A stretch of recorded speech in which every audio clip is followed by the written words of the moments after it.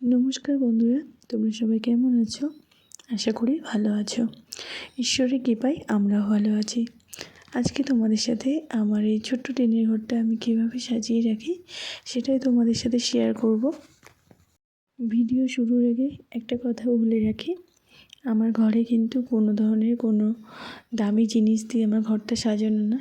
খুব প্রয়োজনীয় কিছু জিনিস আমার ঘরের মধ্যে আছে, কিন্তু আমার কাছে মনে হয় এটাই আমার কাছে অনেকটা আছে, আর যেটুকু আছে সেটুকুতেই আমি অনেকটা খুশি। এই ভিডিওটার বিষয়ে তোমাদের সাথে কিছু কথা আমার খুব বলতে ইচ্ছা করছে। আমি যখন আমার এই চ্যানেলটা প্রথম খুলি, তা আমার খুব ইচ্ছা ছিল যে এরকম ধরনের একটা ঘর গোছানোর ভিডিও আমি করব। ইউটিউবে অনেকজনেরই দেখেছি এই ধরনের ভিডিও করতে। আমিও ঘর গোছাই, কিন্তু সেই ঘর গোছানোর পুরো সম্পূর্ণ ভিডিওটা করা অনেকটা সময়ের ব্যাপার। করব করে করা হচ্ছিল না। তা ফাইনালি একদিন ভিডিওটা করলাম, আর আমার চ্যানেলে এই ভিডিওটা আমি প্রথম পোস্ট করলাম। যেহেতু আমার ফোনের গ্যালারিতে খুব বেশি জায়গা ছিল না ভিডিওগুলো করার জন্য, প্রথমত একটা চ্যানেল খুলেছি। রোজ তো টুকটাক ভিডিও করব, কিন্তু রোজ এই ভিডিও যদি জমাতে থাকি তাহলে হয়তো গ্যালারিতে আর জায়গা থাকবে না। এইভাবে আমি ভিডিওটা ডিলিট করে দিয়েছিলাম। যখন সম্পূর্ণ ভিডিও ডিলিট করলাম, পরে যখন চ্যানেলে গিয়ে দেখছি ভিডিওতে কত ভিউজ এসছে না এসছে, তখন দেখি ভিডিওটাতে কপিরাইট এসছে। আমি তো তখন একদমই বুঝতে পারছি না যে কী করব, ভিডিওটা কি ডিলিট করব। আসলে এত শখ করে একটা ভিডিও করলাম এত সময়ে, আর তারপরে একটা ভিডিওতে ভয়েস দিতে, সত্যি কথা নতুন যারা কাজ করছে তারা হয়তো জানো যে একটা ভিডিওতে ভয়েস দেওয়া কতটা কষ্টকর। আমার তো খুবই কষ্ট মনে হয় সেই ভিডিওটাতে কী কথা বলবো না বলবো। আর তারপরে যদি ভিডিওটাতে কেন জানি না এরকম সমস্যাটা এসেছিলো। যতদূর সম্ভব আমি যে অ্যাপের থেকে, ইনশট অ্যাপের থেকে ভিডিও এডিট করেছিলাম, ওখানেরই আমি একটা ওই যে কিছু একটা সাউন্ড মিউজিক মনে হয় অ্যাড করেছিলাম। সে কারণে কি জানি না ভিডিওতে কপিরাইট আসলো। তারপরে তো বুঝতেই পারছি না আমি কী করব, ভিডিওটা ডিলিট করতেও মন চাইছে না। এত শখ করে একটা ভিডিও করে সেটা ডিলিট করব। তা মোটামুটি 1 বছর ধরে আমার চ্যানেলে ভিডিওটা আছে। ভিডিওটা অনেকবার ডিলিট করতে গিয়েও করতে পারিনি। তো অবশেষে অনেক চেষ্টা করে আমি ভিডিওটা আবার আমার চ্যানেল থেকে আমি স্ক্রিন রেকর্ড যে অপশানটা আছে সেই ওখান থেকে রেকর্ডিং করে ভিডিওটা আবার এডিট করে আবার ভয়েস দিচ্ছি।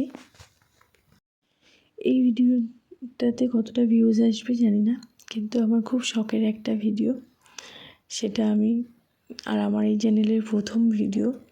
আমি চাইনি ওই ভিডিওটা ডিলিট করতে। আর চ্যানেলে কোনো কপিরাইট ভিডিও থাকলে কোনো ধরনের কোনো সমস্যা হয় কি সেটাও আমি খুব বেশি জানি না। যেটুকু অল্প একটু অর্ধেক শুনেছি যে কপিরাইট ভিডিও না থাকাই ভালো। এই কারণেই আবার নতুন করে ভিডিওটা নেওয়া, আবার এডিট করা। যে বিষয়টা নিয়ে তোমাদের সাথে এতক্ষণ কথা বলছিলাম, এই যে এখানে একটু স্ক্রিনশট দিয়ে দিয়েছি। আমার চ্যানেলে প্রথম ভিডিও, যেটাতে প্রথম কপিরাইট এসেছিল, প্রায় 1 বছর হয়ে গেছে। ইচ্ছা আছে এই ভিডিওটা পোস্ট করব, তার আগে ওই ভিডিওটা ডিলিট করব। এই ভিডিওটা যখন করি না, তখন সবে আমাদের ঘরের কাজে হাত দিয়েছি। আসলে আমাদের পাশেই ঘর হচ্ছিল, তখন হাত দিয়েছি। একটা ঘরের মধ্যে খুব অল্প জায়গার মধ্যে সব জিনিসগুলো গুছিয়ে রাখা। মোটামুটি একটা ঘরের মধ্যে 2টো খাট, একটা শোকেস, আলমারি, ফ্রিজ, ঠাকুরের আসন, তারপরে সেলাই মেশিন, সব কিছু দিয়ে না ঘরের মধ্যে খুব অল্প পরিমাণে হাঁটার মতন জায়গা ছিল। গলি আর গলি হয়ে গেছিলো ঘরের মধ্যে। এই ভিডিওটা যখন করি তখন আমরা 3 জন ছিলাম, এখনও কিন্তু আমরা 4 জন। আমার একটা ছোট্ট বাবা হয়েছে, আমার ছেলের এই 6 মাস বয়স। ওকে নিয়ে এখন আর ভালো করে ঘরটা গোছানো হয় না। ঘরটা বেশিরভাগ সময় অগোছানোই থাকে। ওকে সামলে যদি সময় পাই তাহলে একটু অর্ধেক ঘর গোছাই, তাছাড়া আর হয়ে ওঠে না। ঘর বরাবরই গোছাতে ভালোবাসি, কিন্তু এখন গোছাতে ভালোবাসলেও হয়ে ওঠে না। এখন ভাবি না, আগে আমার সন্তানের খেয়াল রাখবো, তারপরে যদি সময় থাকে তারপরে ঘরটা গোছাবো। এখানে যে তোমরা দেখছো আমি শোকেসটা গোছাচ্ছি, এখানে আসলে বসে যে ভালোভাবে বসে যে শোকেসটা গোছাবো তেমনও জায়গা নেই। যে তোমরা হয়তো খেয়াল করবে যে আমি কীভাবে বসে গোছাচ্ছি, আমি শোকেসের দিকেও সোজা হয়ে ঘুরে বসতে পারছি না, মোটামুটি এক পাশ হয়ে বসতে হয়েছে। বিয়ের পরে অনেক কঠিন সময়ের মধ্য দিয়ে গেছি আমরা দুজনেই, তোমাদের দাদাভাই আর আমি, কিন্তু একটু একটু করে 12 বছর ধরে খুব বেশি না হলেও নিজের মনের মতন করে সংসারটাকে গোছাতে পেরেছি। এখনও চেষ্টা করছি, ভবিষ্যতে হয়তো সবার আশীর্বাদ থাকলে আরও মনের অনেক ইচ্ছা পূরণ করব। জানি হয়তো দেরি হবে। আমার সংসার জীবনে আমি এইটুকু শিখেছি যে ধৈর্য ধরলে সময়ের সাথে সাথে হয়তো তোমার মনের ইচ্ছাগুলো পূরণ হবে, যদি তোমার ইচ্ছা আগ্রহ থাকে। তা আমি আমার সংসারটা শূন্য থেকে শুরু করেছিলাম। তোমাদের সাথে কথা বলতে বলতে আমি কিন্তু আমার কাজে অনেকটা ভিডিও তোমাদের সাথে শেয়ার করেছি। আমার ঘরের বিছানাটা তো গুছানো দেখলে, তারপর ওয়ারড্রপের উপরে যে বইগুলো গোছাতে দেখলে, ওগুলো আমার সোনা মাম্মামের স্কুলের বই, যেগুলো মোটামুটি আমার দিনে অনেকবারই করে গোছাতে হয়। হ্যাঁ, মাঝে মাঝে ও গোছায়, ও গুছিয়ে রাখার চেষ্টা করে। আর তারপরে শোকেসের ভিতরগুলো গুছিয়ে নিচ্ছি।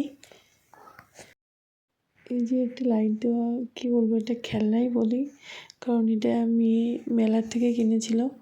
মোটামুটি ও যে খেলনাগুলোই কেনে খুব বেশি দিন ভালো থাকে না, তাই এটা একটু যত্ন করে রেখে দিয়েছে। আর এখানে একটা ছোট্ট গোপাল দেখছো, যেটা আমার মামি শাশুড়ি আমাকে বৃন্দাবন থেকে এনে দিয়েছিল।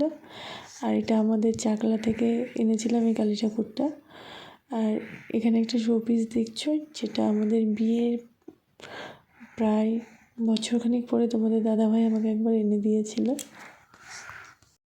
সবার কিন্তু ম্যাক্সিমাম দেখেছি শোকেসের মধ্যে অনেকের অনেক ধরনের অনেক কিছু সুন্দর সুন্দর জিনিস দিয়ে শোকেস সাজানো থাকে, কিন্তু আমার কিন্তু তেমন কিছু দিয়েই শোকেসটা সাজানো নেই, টুকটাক জিনিস দিয়ে। আর এখানে কিছু ওষুধের কৌটো, কিছু ক্রিমের কৌটো, টুকটাক দরকারি জিনিস, সেগুলোই ঠিকঠাকভাবে রাখা রয়েছে।